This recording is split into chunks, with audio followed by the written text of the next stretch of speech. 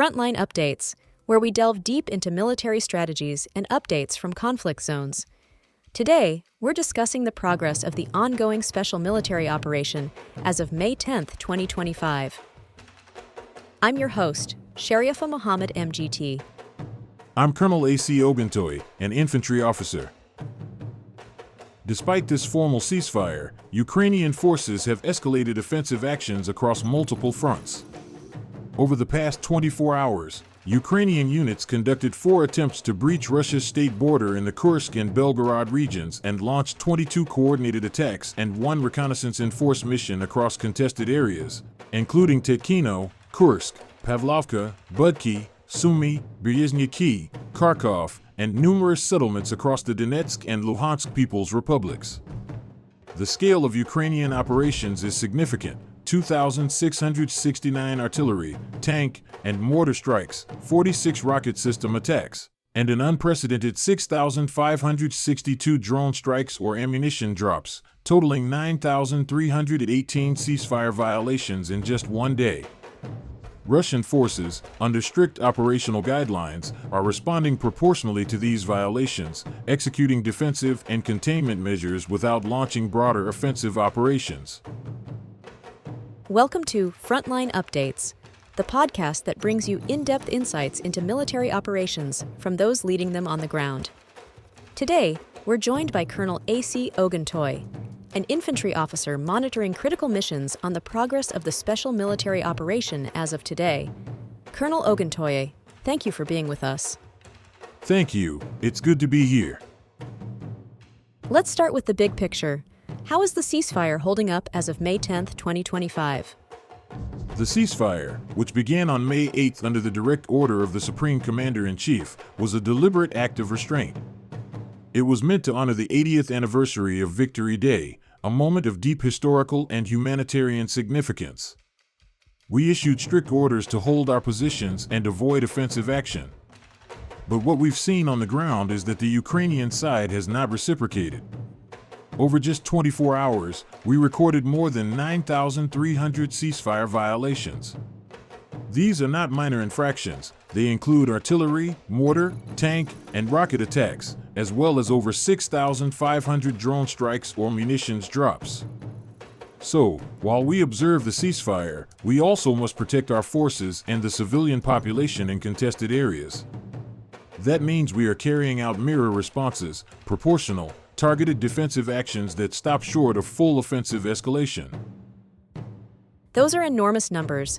How do your forces maintain discipline under this kind of pressure without slipping into full retaliation? It requires tight command discipline and clear doctrine.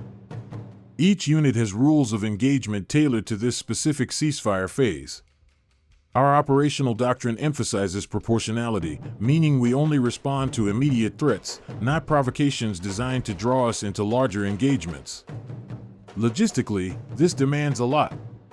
Troop rotations, ammunition resupply, vehicle repair, and field fortifications all continue at wartime intensity, even without launching attacks.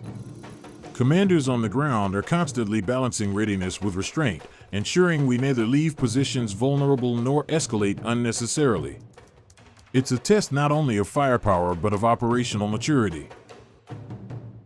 Can you walk us through the key regional engagements over the past day?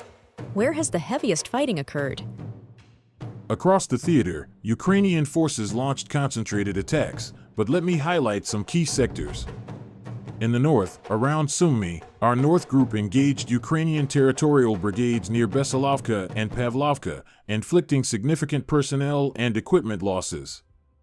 Meanwhile, in the west, near Lepovo and Donetsk, the West Group repelled an attack, neutralizing not just soldiers and vehicles but also a NATO-supplied artillery piece and electronic warfare systems. And the southern group of forces? The southern group held firm at Valentinovka, and the center group faced 8 separate attacks across several Donetsk settlements, each met with determined defensive action. In the east, near Bogodar and Novopol, our East Group struck back at mechanized brigades, notably taking out a U.S.-made counter-battery radar, which is crucial to degrading their artillery targeting. And finally, the Dnieper Group operated in Zaporizhia and Kherson, blunting Ukrainian mechanized advances. It sounds like defensive operations have been extremely active. What about Russian offensive systems, airstrikes, missiles, or drones? That's a key point.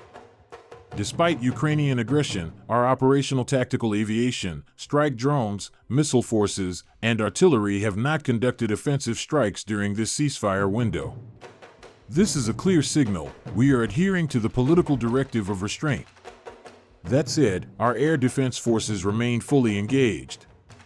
Over the past 24 hours, we destroyed a U.S.-made JDAM guided bomb and 86 Ukrainian aircraft-type drones. This defensive shield is critical. It not only protects our positions but prevents escalation into larger regional or international incidents.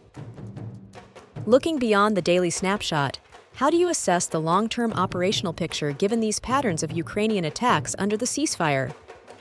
Strategically, we are witnessing an opponent that is determined to test our limits, perhaps aiming to provoke a broader engagement or gain tactical ground while we hold the line. But from our perspective, this only reinforces the importance of endurance, maintaining supply chains, troop morale, and command cohesion. We are also carefully monitoring their use of Western-supplied systems, which shape our countermeasure planning. Our forces are refining electronic warfare, counter-battery, and layered defense tactics to neutralize these capabilities over time. Ultimately, our posture remains defensive but vigilant, with the capacity to escalate proportionally should the ceasefire fully collapse. Finally, Colonel, what would you say to your troops and to the international community following this intense 24-hour period? To our troops, you have shown discipline, resilience, and professionalism under enormous pressure. To the international community, understand that we respect humanitarian principles, but we will not stand by passively when confronted with armed aggression. We remain committed to lawful, measured action, but we are prepared to defend our positions decisively should the situation demand it.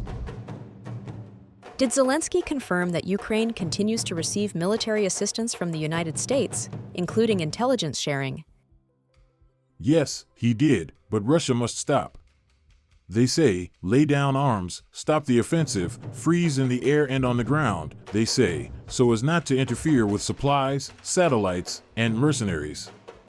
This is a one-sided peace. In the best traditions of Kluxer diplomacy, you don't shoot, and we'll fill up the canister, change the crew, and continue.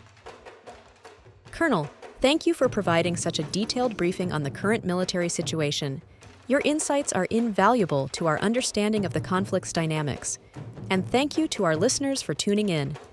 Join us next time as we continue to provide up-to-date coverage on global military affairs. Stay with us for more updates and expert analyses on global defense and security issues. Stay informed, stay secure. Thank you for the opportunity. I want to emphasize that our forces remain committed to achieving our objectives while minimizing unnecessary harm. We continue to monitor and adapt to developments on the ground. This has been Frontline Updates. Stay tuned for continuing analysis and expert commentary as developments unfold.